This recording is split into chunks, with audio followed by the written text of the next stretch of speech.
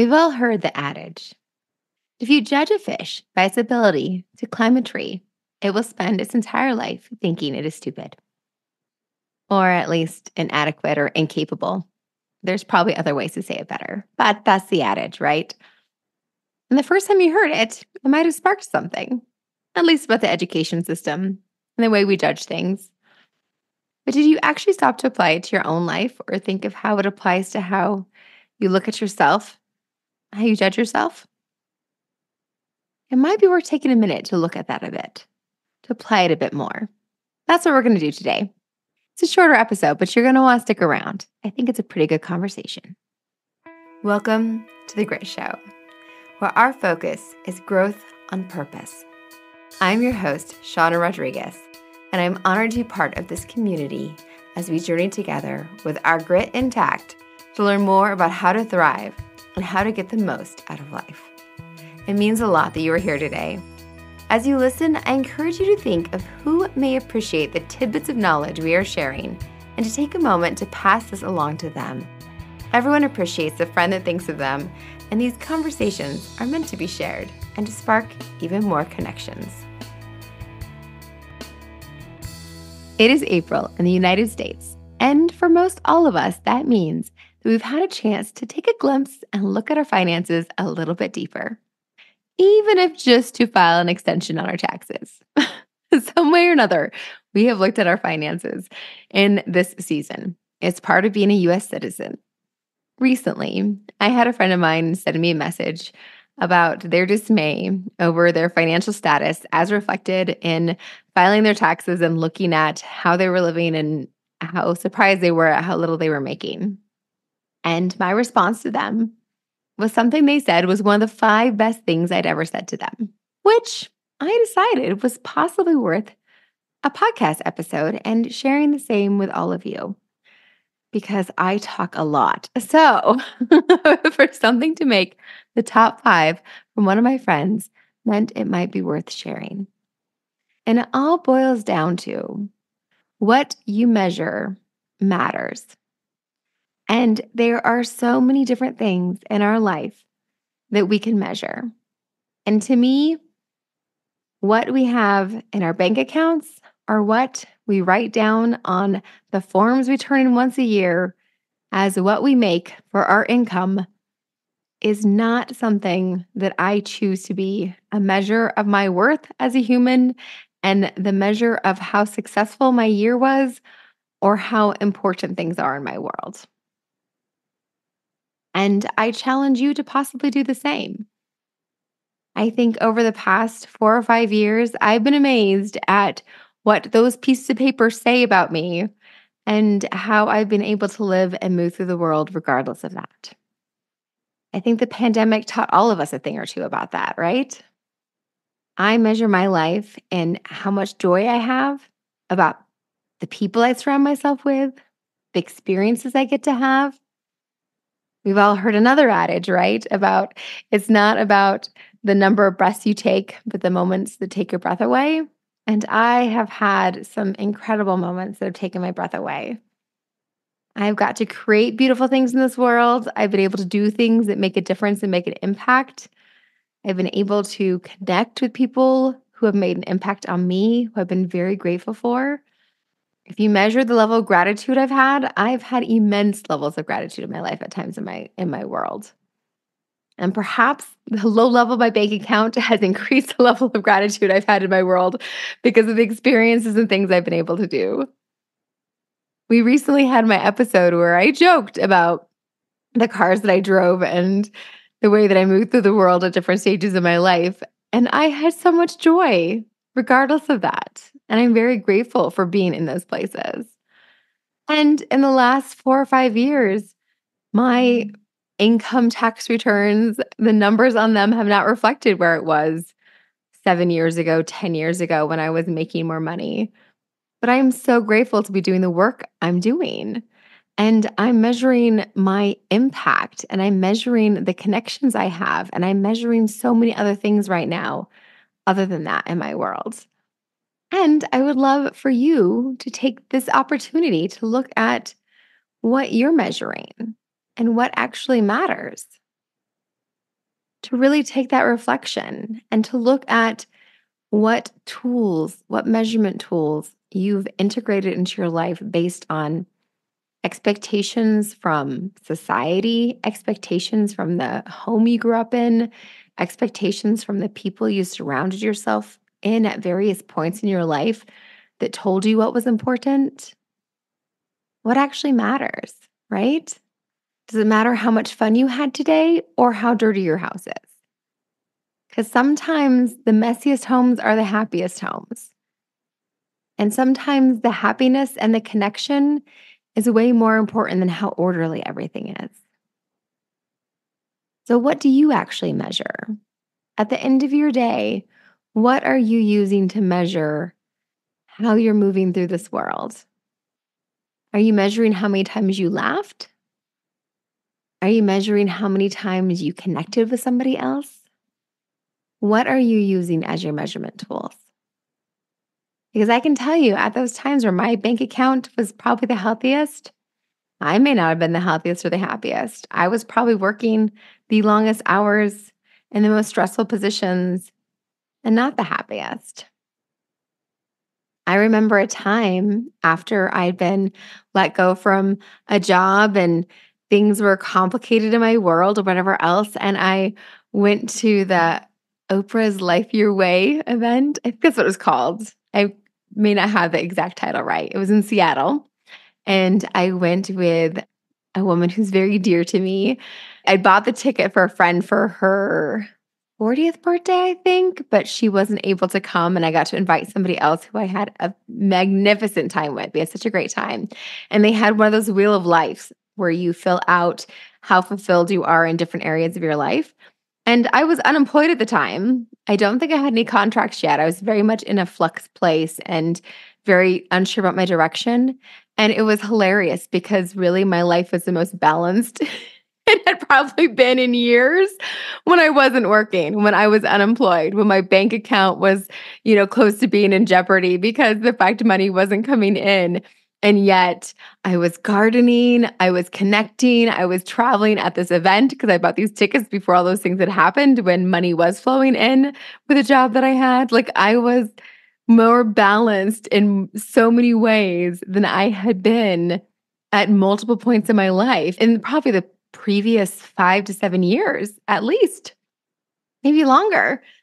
And it was so funny because the one thing where I wasn't was with the money. And really, if, nine other categories are doing great, then only one category is off.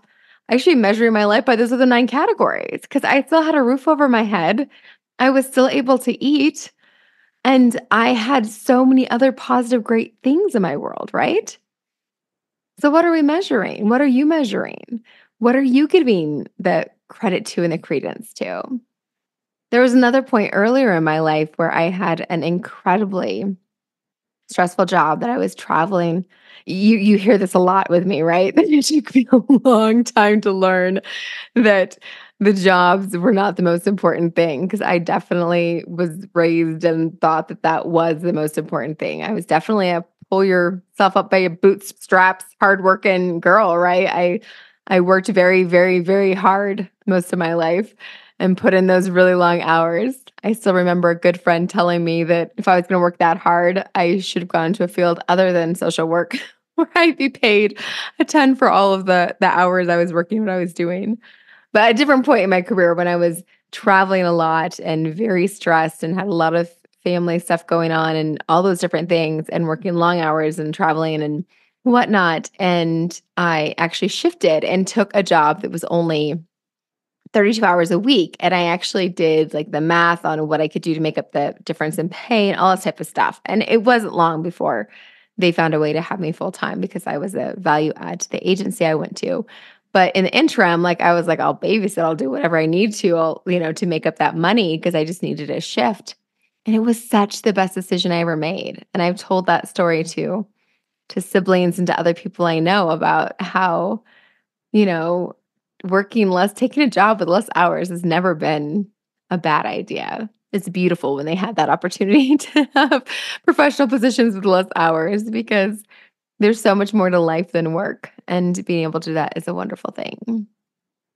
So what you measure matters. Like, do you measure it in how much money you're making or how much room you have for joy? If you can still make your life work with less money, then that's not what's most important, right? It's amazing what you can manifest in your life to resolve those pieces. So, that is the big thought for today for you to look at what you're measuring, what you are aiming for, and thinking you're less than because you aren't achieving.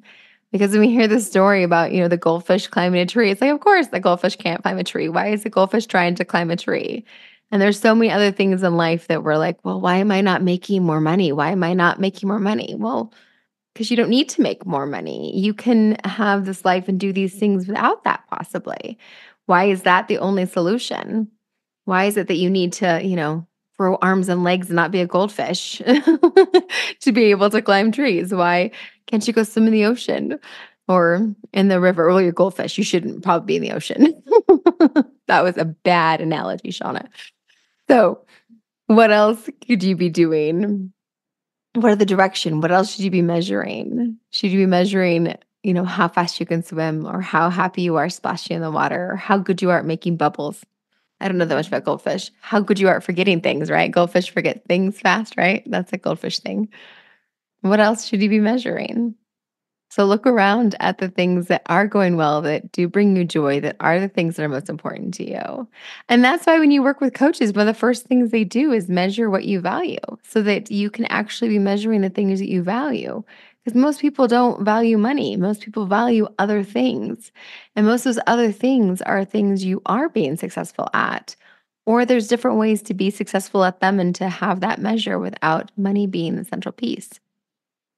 So that is our primary concept today, ways and things for you to be thinking about what is important to you. Is it freedom? Is it connection? Do you value quality time? Do you value being creative? Do you value something else entirely different that you're able to have more space? And are you properly measuring that?